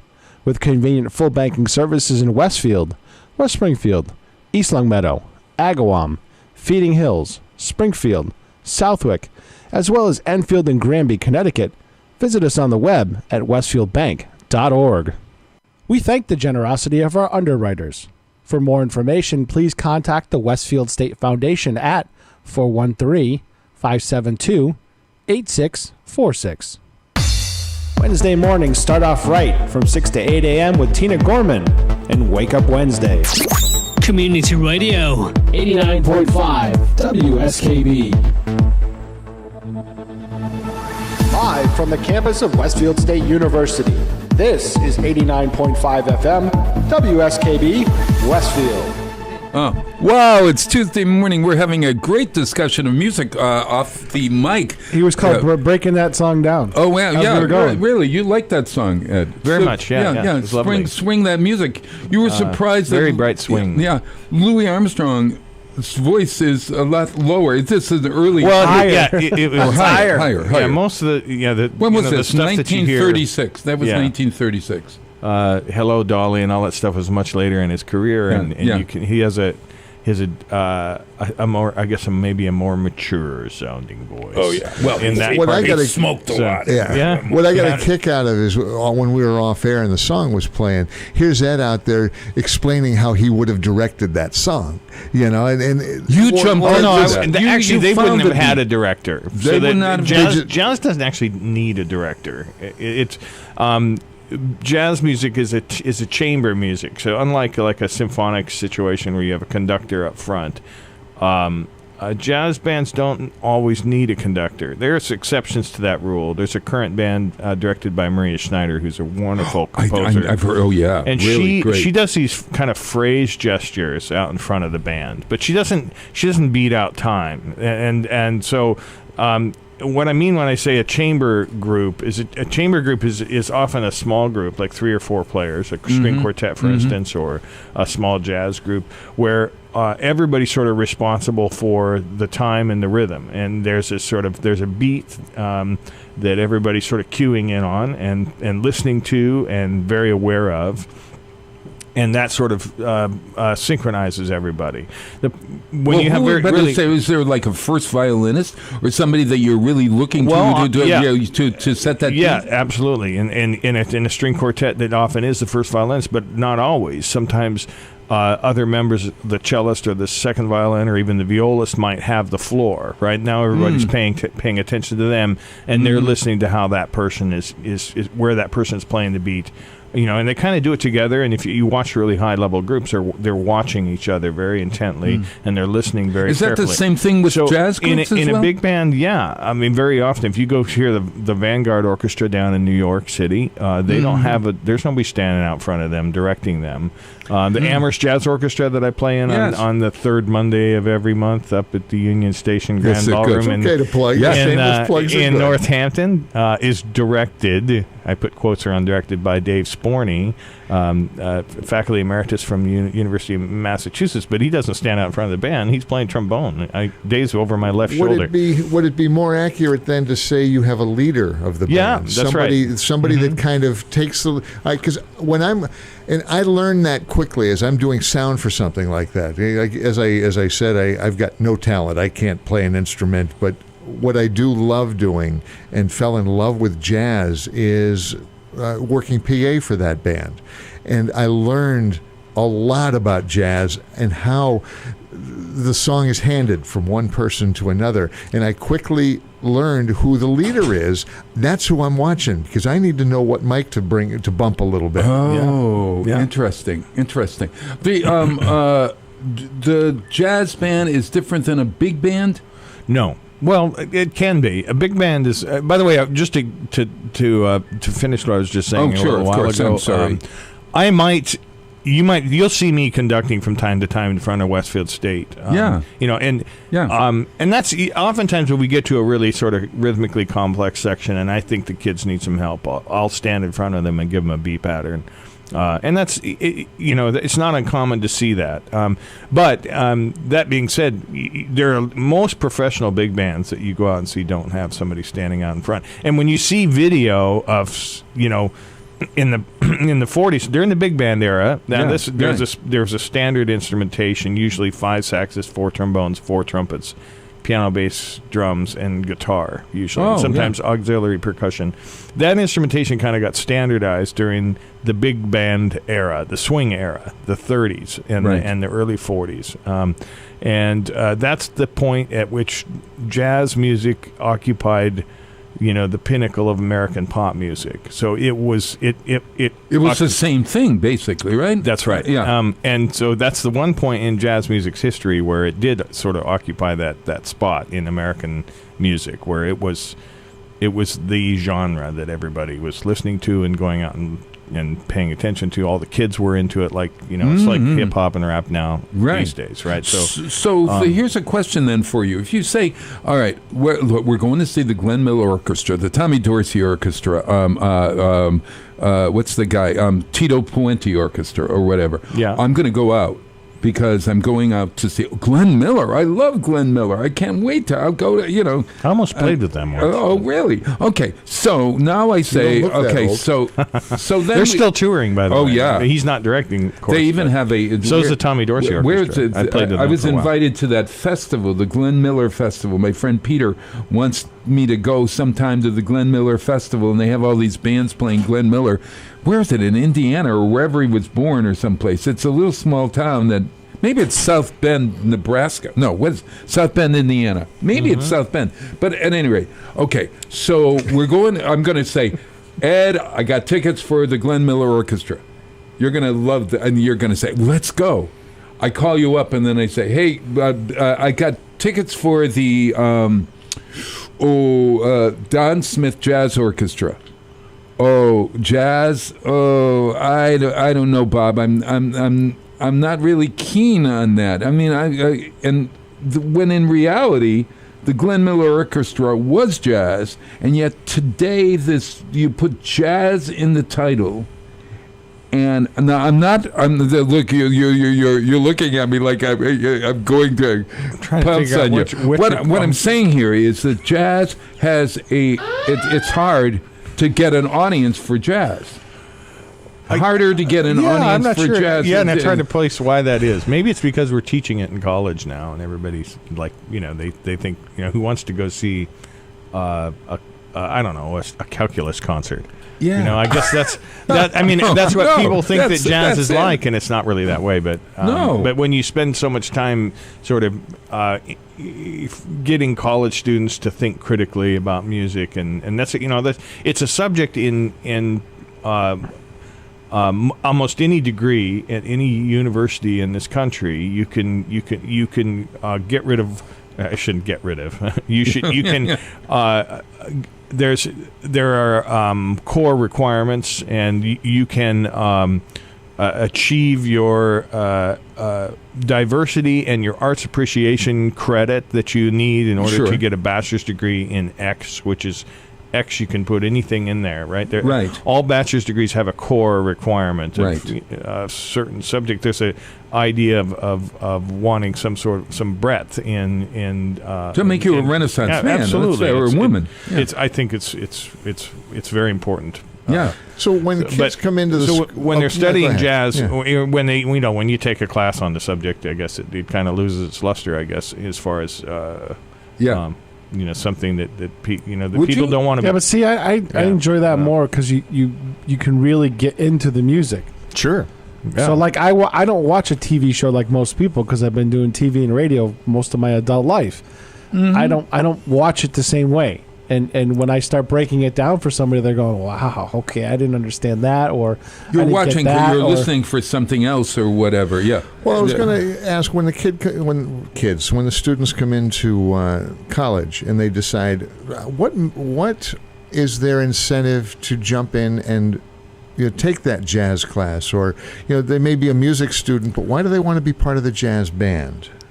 Well, that's a good question. Hopefully they've seen the band play and they want to be a part of it. And I spend a lot of time going out into high schools and letting them know that we exist. I go out maybe 3 or 4 times a year to different high schools, and I bring my saxophone and I do a clinic and just to let them know that we have a program at Westfield State University and that we're looking for students that want to participate, not just in the jazz band, but in the wind ensemble and the choirs, and it's a big part of being a music professor because students have to have a little bit of experience with music before, this is one of the few subjects in college where a student can come to college and take an intro to psych or an intro to sociology or any of these other fields that we specialize in the university and have absolutely no experience in that subject prior to that class, right? Our music majors would never make it if that was the case. Like if you didn't have any musical experience at all, you couldn't come to university and get a degree in music. You have to have a few years of experience in music prior. You have to know how to read music. Well, or that's changing. We're finding a lot of students that have a lot of musical talent and very little experience with reading, and we're wrestling with that in the department right now, trying to work with our curriculum to historically kind of shut those people out. Yeah. And we're trying to we're working with our curriculum to try to work it so we can accept more of those kind of people that want to learn how to read music but just don't have any experience at it. And so I wonder, as a parent, when I said to my mother that I wanted to become an actor, she said, "Oh my God, help me! You're not going to make any money. Why don't you become a teacher? Why don't you become a lawyer or a doctor? You're going to become an actor." Musician. I mean, no, I know, but I just wondered whether the parent saying, "Oh God, he's going to go and study music." I mean, this is a practically learning music is like a skill, like learning how to auto maintenance a car or whatever. You know what I'm saying? Part of it is, absolutely. Yeah. But I mean, what do you say to a parent whose kid is so into music, and you're going to send them off to college to learn music? Yeah. What is he going to do with that degree? I mean, that's the question that I think a lot of parents would have. Well, sure, but music is like it's like going to the gym for the brain. And if you get a degree in music, it makes you a better thinker, or it makes you more. It helps you. I think it helps you exercise your thinking process, right? So there's plenty of great thinkers in the world that aren't musicians, but that musical activity is a really wonderful cognitive exercise, and it actually helps people, especially when you're a music major at college. You get better at time management because you're some of the busiest students on campus, and we have people. Our bread and butter is music ed at Westfield State University, but we have students that are out teaching teachers to teach music. That's right. But how many people come to a university like this with sort of a traditionally liberal arts background, and if you get a degree in psychology and English, bachelor's degree in either of those subjects, what are you going to do with it? Well, exactly. I mean, it makes you a better critical thinker, and it prepares you for employment in all sorts of places. You just have to be creative about where you're going to be employed, right? And so, and these days, what are they talking about? We're in the gig economy anyway, right? So people are changing careers 4 and 5 times in their lives, exactly. And so, I think. You want to come out of college as a good thinker, and if somebody who's better at learning things, right? So, you don't finish college and know it all. No, right? No, I mean, hopefully yeah. You're preparing yourself for lifelong learning, and I think music prepares you for that as good as any subject. And you know what? I mean, I say the same thing to my mother when she says, "What do you're going to send your kid off to college to be an actor?" Well, get the confidence. The confidence and the ability to really go into yourself and to find those places within you psychologically and or emotionally that really good musicians have and good actors have. I mean, it's a total experience. I would say look up. There's figures on this somewhere on how many music majors are accepted into medical school. There's a lot of them. Yes. A lot of them. Yeah. The astronauts even have a band. Well, I mean, that's there's right. the astronaut. I mean, like, really, scientists. I mean, like, Bob, let's face it. The other thing, too, is back maybe 20 years ago, the only way you made it big in the music business, either you played every single night and you made a decent living at it. You could make a decent living at it. Not great, but decent. Or you got a record contract. Now, with the explosion of YouTube and other media forms, you can become, like that guy you played earlier, you can become a hit online and get discovered other ways and get to that success other ways now. Sure. So there's more opportunities for people coming out with a music degree or professional musicians than there was 10 years ago. And you give your kids an opportunity to perform in front of an audience like tonight. When and talk about the kids in your orchestra or the students in your orchestra tonight. And you mentioned somebody named Cici Santucci. Chi-Chi. Now, Chi-Chi's not a student. Chi-Chi's a guest artist. How old is Chi-Chi? Chi-Chi's 80. Do you believe it? I saw him playing. Yeah, Chi-Chi's a fantastic trumpet player, and he was famous in Europe. Fabulously famous. He's a pioneer in the Italian jazz scene. And one of the things, jazz music kind of broke out of the boundaries of the United States a long time ago, and it got the attention of the Europeans early in the 20th century. And in fact, I wrote my dissertation on a European jazz saxophonist named Tubby Hayes. I know him. He's a British saxophonist. Yeah, we talked about him. Jazz Messengers. Was he with the no, Jazz he played. He had a group called the Jazz. He had a group that was modeled after the Messengers and the Crusaders, and that's right. The name of it slips my mind. But he was an incredibly talented and he worked very hard, and he was a fantastic tenor saxophonist, and he was a British guy. At any rate, Chi-Chi sort of had that role, not in England but in Italy, and he was famous in Italy, and for good reason. You come and listen to Chi-Chi play. He's going to be a featured soloist tonight, and we're playing a ballad that he wrote in honor of Chet Baker, whom he was friends with, and. So he calls it Chet in the Sky, and it's a beautiful ballad, and he wrote and arranged it for the band. So that's one of the pieces we're doing tonight. You're kidding. And the students they're students that you have individual training here at university. Yes, I do bring in individuals from outside campus to fill the band. My trumpet section actually is all area professionals. And then I have 2 trombone players. One is a recent graduate of Westfield State. And actually, both of them are, come to think of it. They're both. And then I have 2 current students, and then my entire sax section is all current students. How many students? How many people? And the in rhythm the band? section's all. And how many people in a band? This band. This band's got 5 saxes, 4 trombones, 4 trumpets, piano, bass, guitar, and I got 2 drummers in the band. So how many? 2 bass players. So how many is that? I don't know. 5. 20? I don't know. Maybe 13, 17, 18, 19. 19 people. 20 including me. So this is a free concert, 7:30 tonight, and at Juniper Park, the former Juniper Park, which is now known as the Dower Center for the Performing and Fine Arts. Yes. And it's free. So hey, all right. So I'm going to play. This is a modern singer meets an old band. This is Glenn Miller with Jody Prager, who's 30 years old, singing In the Mood. And see the connection between this old style and the new style together. I really like this. Glenn Miller Orchestra, In the Mood with Jody Prager, Prenger. She's an English actress, singer, 30 years old.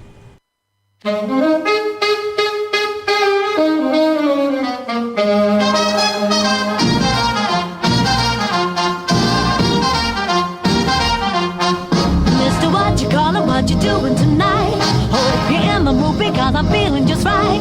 House about a corner with a table for 2, where the music's mellow and some gay rendezvous. There's a gentleman with a blue attitude. You got to do some dancing to get in the mood. Sister, what you call him? That's a timely idea. Something sprinkadilla will be good to my ear. Everybody must agree that dancing has charm. When you have a certain one you love in your arms, stepping out with you will be a sweet interlude. Oh, feel the rubber that will put me in the mood. In the mood. That's it, I got it in the mood. Yeah, it was spotted in the mood. Oh, what a heartache. Feel loud again, the job you got to know. Pep, pep, pep. Head like a heifer, pep, pep, pep. Hard as a pepper, step, step, step.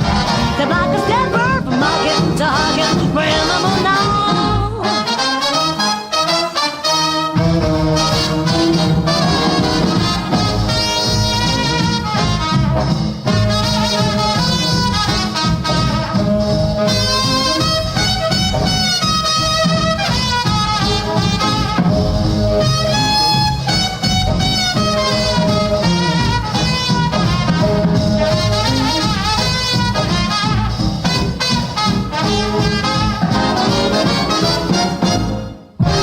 Mr. What you call him, all you needed was fun. You can see the wonders that this evening has done. Your fear was so hell, but till the hardly could move. Now the light's feathers and you're right in the groove. You were only hungry for some musical food. You're positively, absolutely in the mood. Sister, what you call him, I'm indebted to you. It all goes to show what I knew I could do. I've never been so happy and so fully alive. It seems the jam and jumping is a powerful jive. Swingaroo has given me a new attitude. My heart is full of rhythm, full of rhythm, full of rhythm, full of rhythm, full of rhythm, full of rhythm, full of rhythm. Oh, I'm in the mood. Support for the community programming of WSKB is provided by Commercial Distributing Company of Westfield. Now in its third generation of family ownership, Commercial is one of the premier beverage distributors of Western Massachusetts. The Plasek family and the staff of Commercial Distributing wishes you good times throughout the year and urges you to drink responsibly. Support for community radio on WSKB provided by Westfield Electroplating. Employing over 140 skilled platers, painters, and technicians, Westfield Electroplating was founded in 1946 and was the first company in the country to achieve National Aerospace and Defense Contractor Program accreditation, proudly maintaining that status for over a decade. Westfield Electroplating provides over 50 quality finishes to meet your corrosion, cosmetic, or performance needs.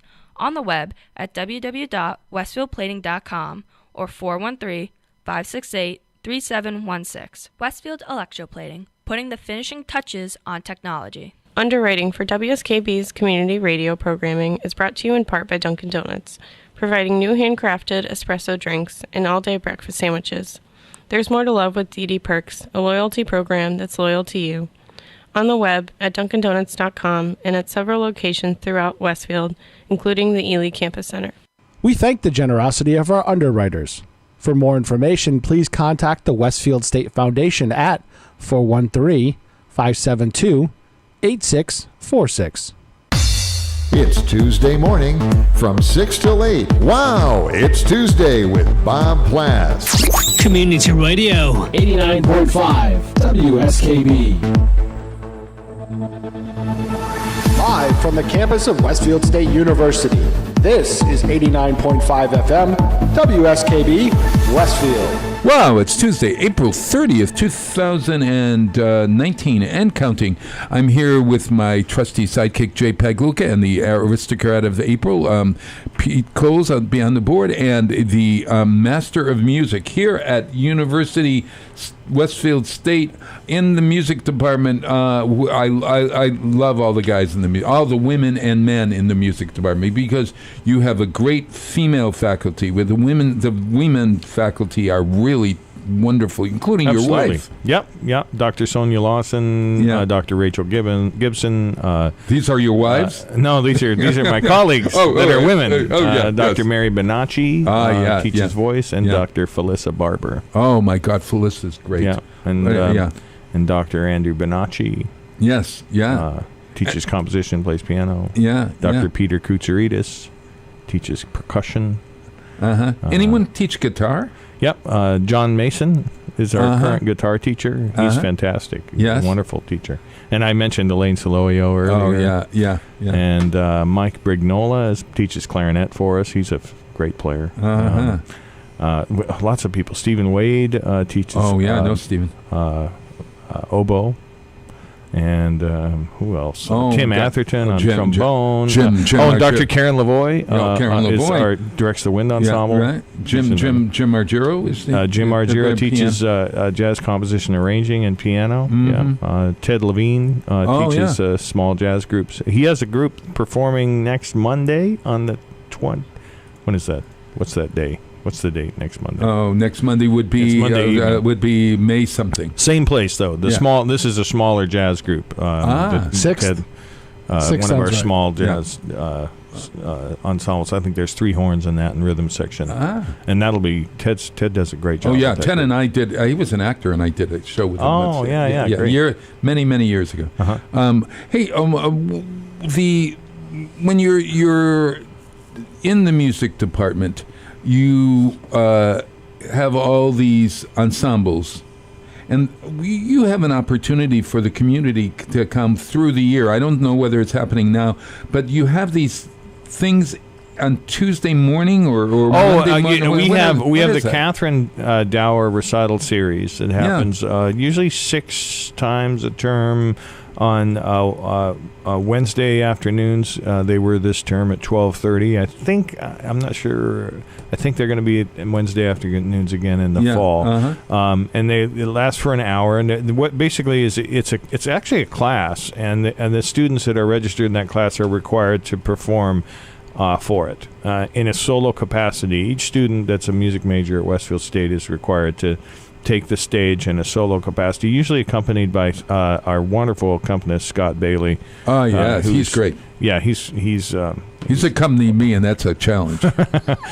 He's our full-time accompanist, by the way, and he accompanies all the vocalists and all the instrumentalists. It's a full-time job. So you have a vocal selection. I mean, you could study vocal music at Westfield State. Oh yes, as well. absolutely. Yeah, we have specialists in 3 different areas: jazz and music theater, and then Dr. Bonacci teaches opera.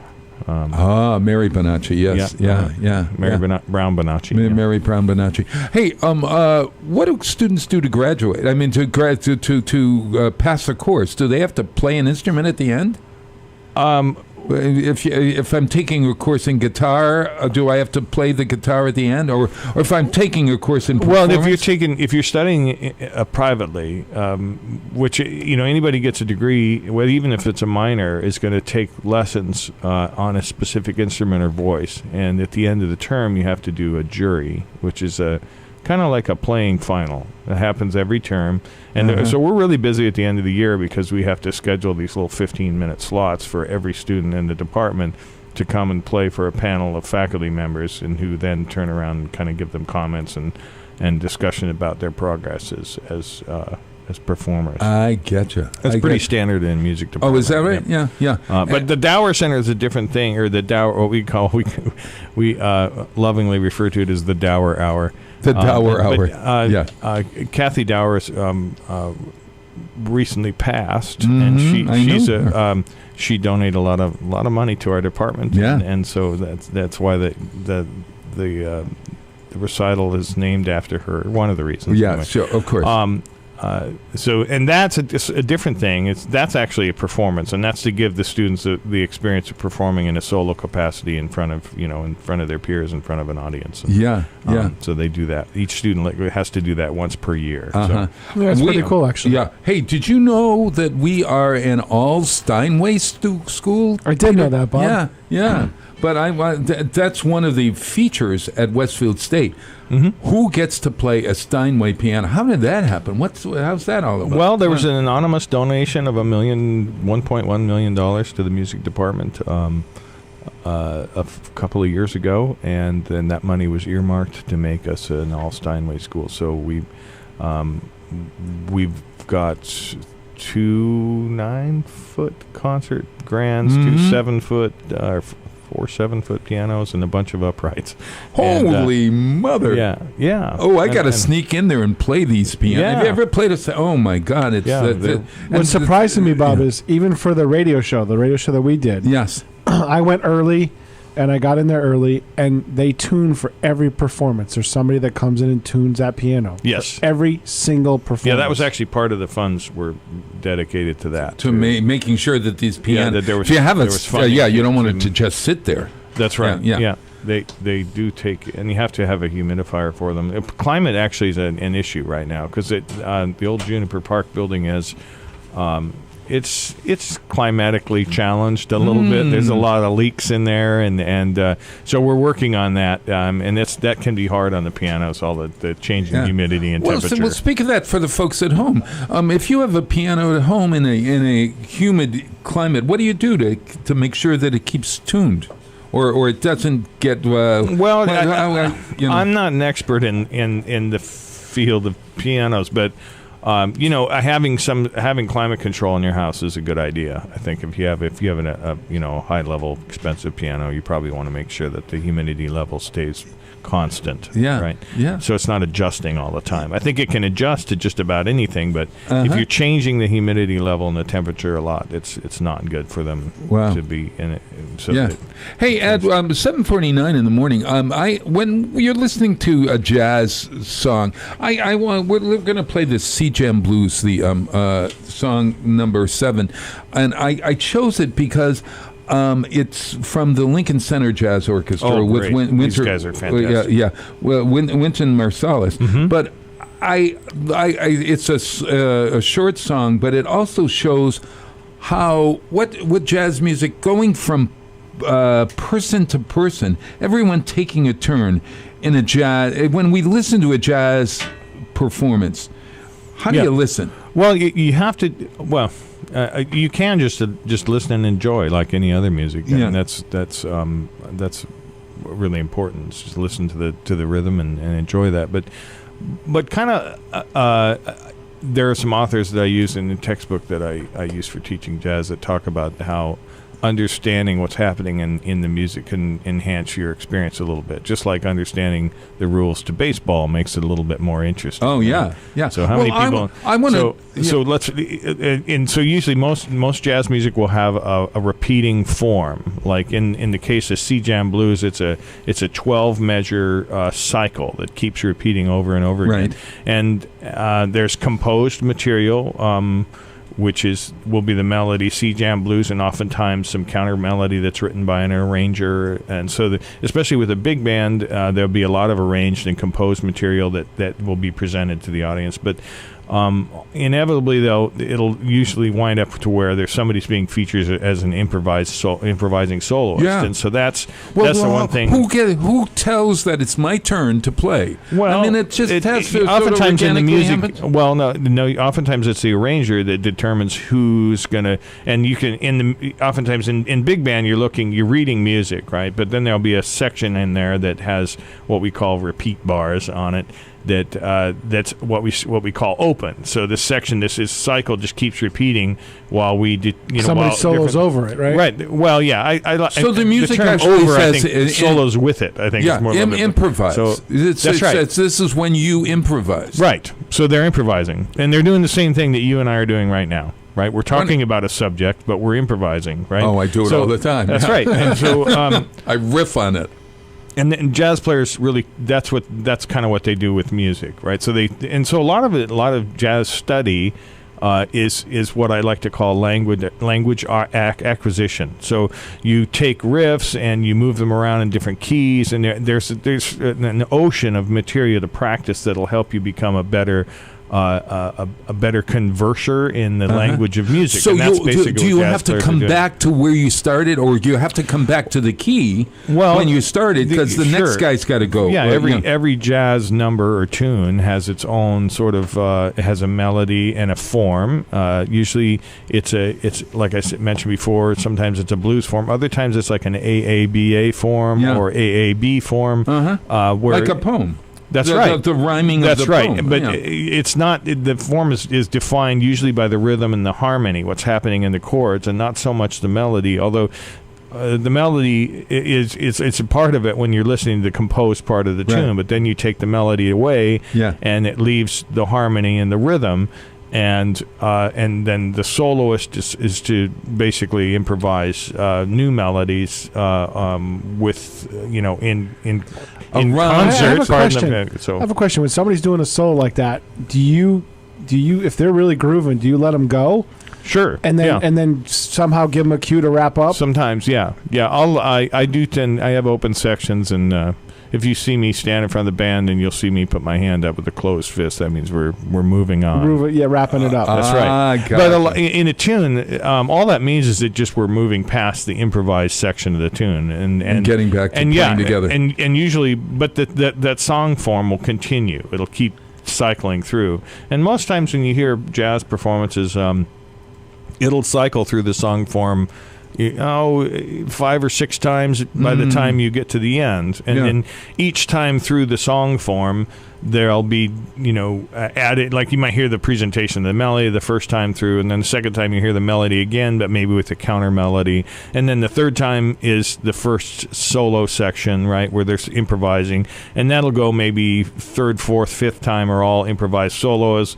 And then the sixth time through the form would be like the full band doing something, what we call a 2D section. And then there'll be oftentimes a coda or maybe a representation of the melody. So that's why songs are like 7 minutes long or 8 minutes long sometimes. Yeah. I always have problems. Build it up, right? Yeah. It's really but this builds is up a to the shorter end. version. So we're going to play this because we've learned all about C-Jam Blues. Okay. And then we'll play it. We'll come back. We'll tell everybody where to see some great music and hear some great music both tonight and in the future. And then we'll go on to Ken Stomsky, and he's got a great guest, a musician named Harry Rock. All right. We'll talk to you soon.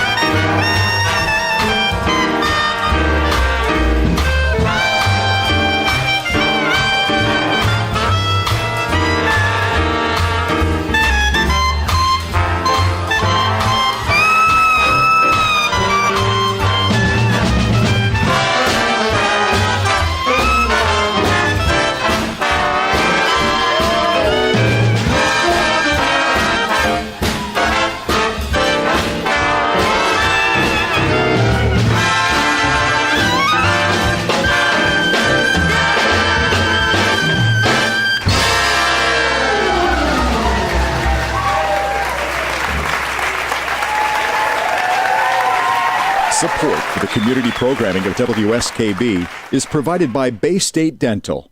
Comprehensive dentistry at 14 convenient locations in Springfield, Chicopee, Longmeadow, West Springfield, Belchertown, East Longmeadow, Ludlow, Northampton, Greenfield, and Wilbraham, as well as 29 Broad Street in Westfield. Bay State Dental makes it a priority to help you achieve and maintain the healthy smile you deserve. On the web at baystatedental.com. Support for community radio on WSKB provided by Westfield Electroplating. Employing over 140 skilled platers, painters, and technicians, Westfield Electroplating was founded in 1946 and was the first company in the country to achieve National Aerospace and Defense Contractor Program accreditation, proudly maintaining that status for over a decade. Westfield Electroplating provides over 50 quality finishes to meet your corrosion, cosmetic, or performance needs. On the web at www.westfieldplating.com or 413-568-3716. Westfield Electroplating, putting the finishing touches on technology. Westfield State University is now enrolling for their College for Kids program that runs this summer from July 8th through August 2nd. Classes are available for 4 weeks for students ages 5 through 15 in topics such as digital media, science, magic, cooking, and art. To register online for the courses, visit our website at www.westfield.ma.edu/CFK. We thank the generosity of our underwriters. For more information, please contact the Westfield State Foundation at 413-572-8646. Discussions of local politics, events, happenings, and miscellany potpourri. That's what you'll find on Ken's Den, Tuesdays from 8 till 10. Live from the campus of Westfield State University, this is 89.5 FM, WSKB, Westfield. Wow, it's Tuesday. You know what? You suck. I just happened to say to Ed, you've been to my house because Kenny's come to my house tomorrow night. We got a marketing meeting for the future down the way for Pumpkin Fest and all that sort of stuff. So you're coming to my house, Kenny? Yes. It's taken 4.5 years. And the only reason... You say it's taken 4.5 years. It's taken 4.5 years to get into your house, and it's only because of an important marketing meeting. It's not, hey, Ken, come on over and come to my house. Have a coffee, yeah. Ed, you've been to my... Yeah. Ed, you've been to my house. So how many times have you been to my house? I don't know, 3 or 4, I think. Jay's been to my house. I've been there just for a coffee. Oh, yeah, sure. Harry Rock is on next. You've been to my house, haven't you?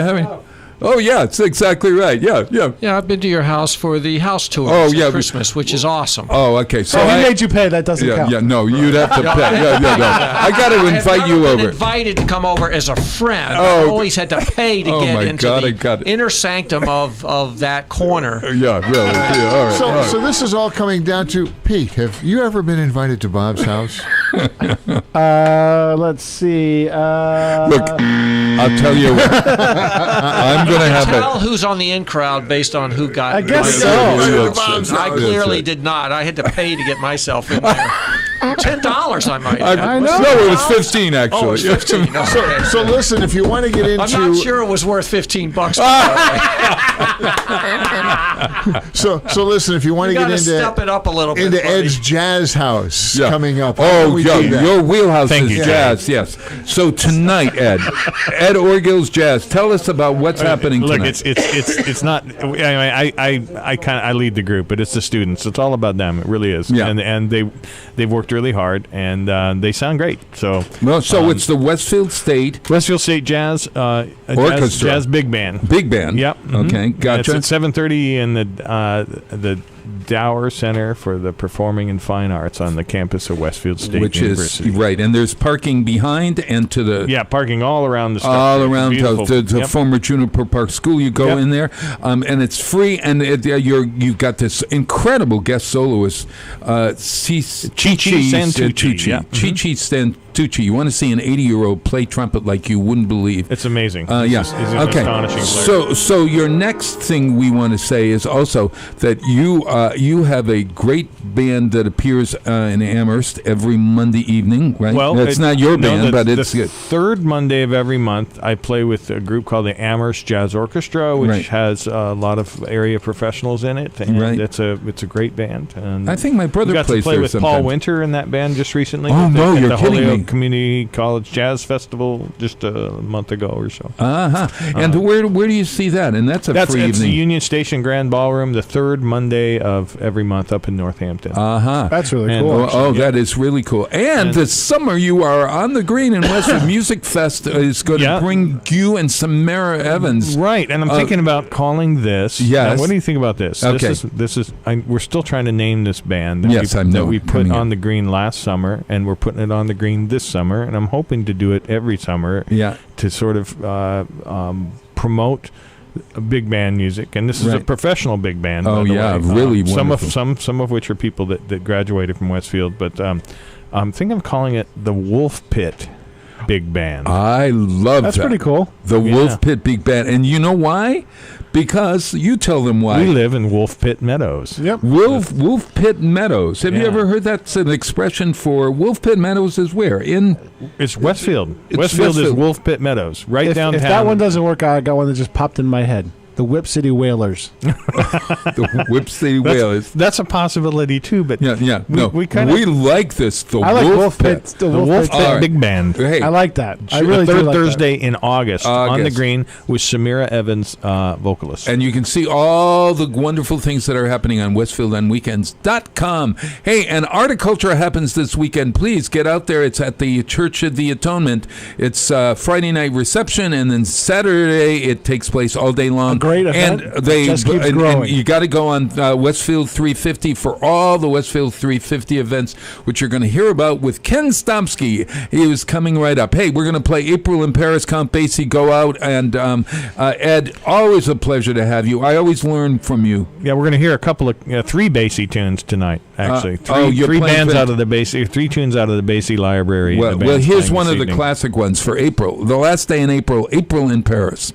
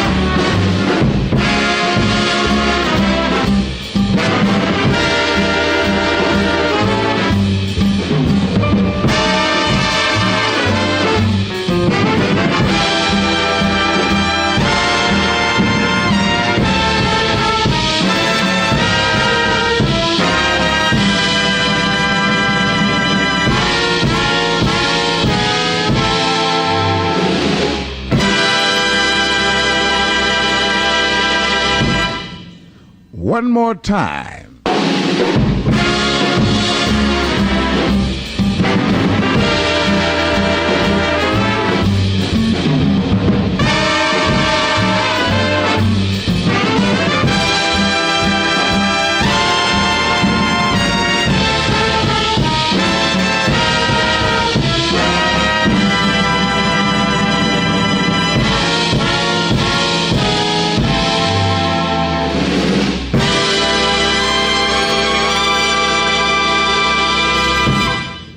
Let's try it one more once.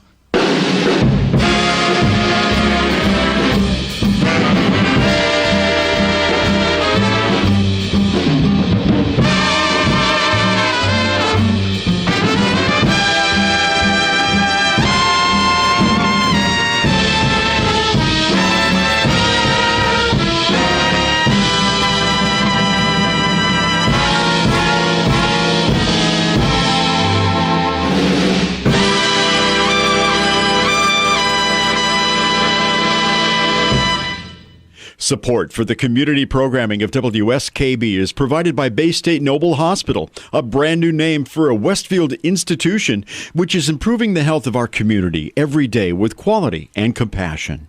Noble Hospital and Bay State Health, better together. We thank the generosity of our underwriters. For more information, please contact the Westfield State Foundation at 413-572-8646. Friday mornings is something different on 89.5 FM. It's JP's Talk About Town. Community Radio. 89.5 WSKB. Live from the campus of Westfield State University, this is 89.